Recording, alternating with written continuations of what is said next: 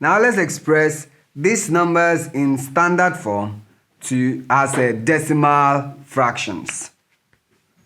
Solution. Just as we've done before, for A, we have 2.1 times 10 raised to the power minus 1. This will then be expressed as 2.1 divided by, now expressing 10 raised to the power minus 1, which is a negative index, as a positive index will give us 10 with the power of 1, which we don't need to indicate. So this would mean that we have 0. Now since the power here is 1, it means there's just 1 0 that can go there. And normally we subtract 1 0 from the number of zeros we have. So since it's 1, therefore we will not write any 0, but instead we would have 2. 2 will fill up that one space that we have. Then the other digits that follow the decimal points can then come after the 2. So we have this as 0.21. Once again, for clarity, remember that we have just 1 0 here.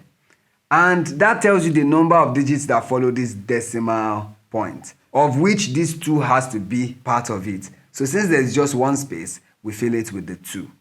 In case if you had 2 spaces now, that would mean we'll have 0 before that 2. But here it's just one space, which is why we have 2. Then followed by the number that comes after this decimal point. So 0.21.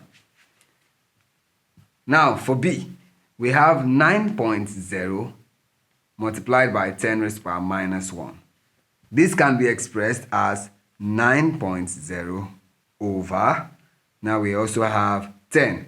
When we express this as a positive index, this will mean we have 0. Now the number of digits that should follow this decimal point is 1, because the power here is 1.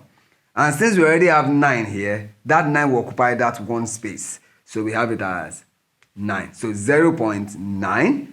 Now any other thing that follows this decimal point can then be written. So we have it as 0.90.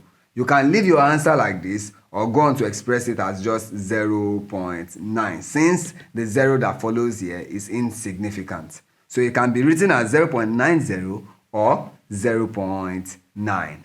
Thank you.